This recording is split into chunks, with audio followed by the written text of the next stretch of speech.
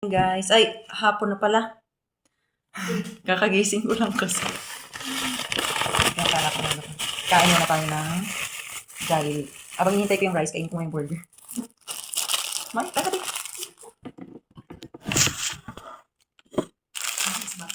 Ha? Wala nang price, kinain na namin. Nang drinks ko pala delight. Inom ko na kasi kanina yung akin.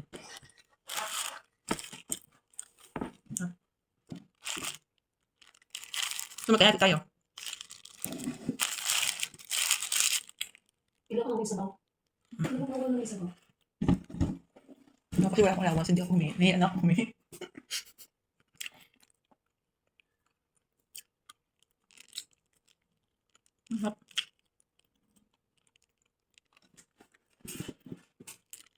Hindi tayo magkait pa sa akin.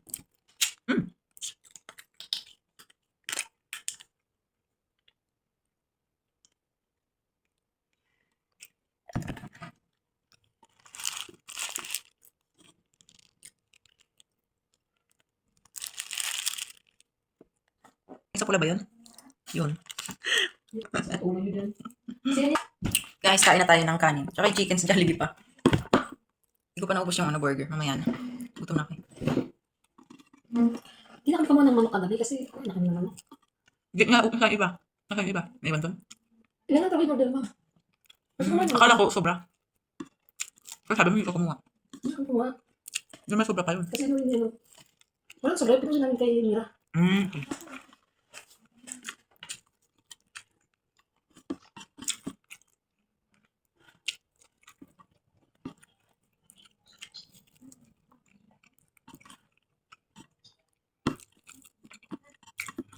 Alam mo, sarap pa ng halian. Hapunan na ata eh.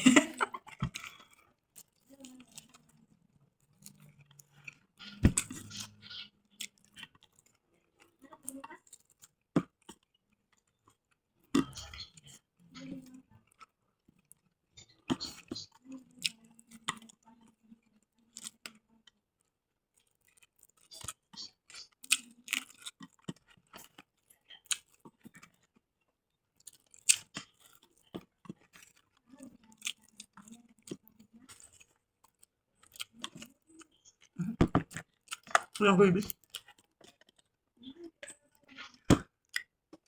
Wala akong tissue. Yung sinasabi mong kailangan gamit kaliwa. Ganun din. Kanan dapat.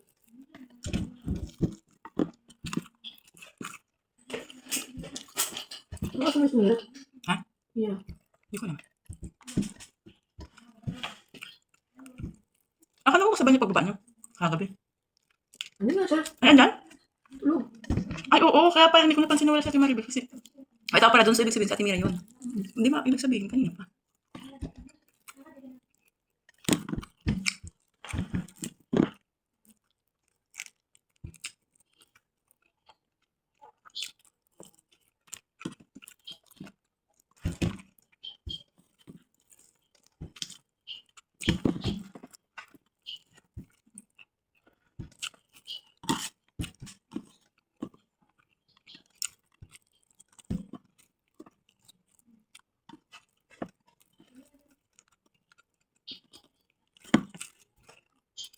Bilis ma-frozen yung ano. Kanina ko lang binilagay. Baga wala magkagaw sa lamig. Wala nang laman yung freezer.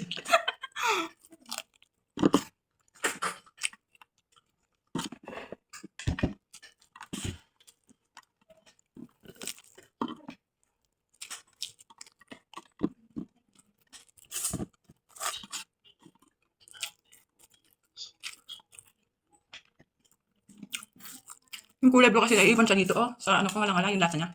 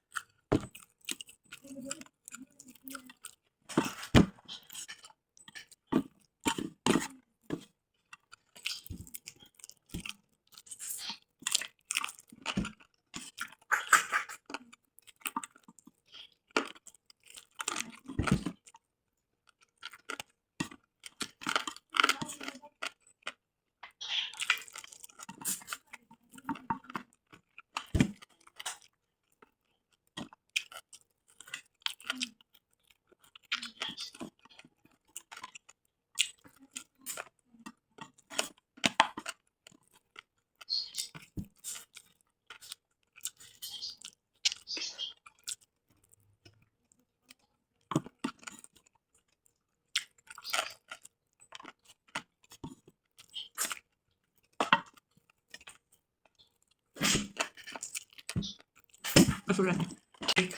Perfect talaga. Ganun talaga? Mas lumayas talaga. Hindi na nantay. Eh, nakapag-order na hindi man. Ako to na, nantay na dumating. Hindi nandun yun. Papaisal yun.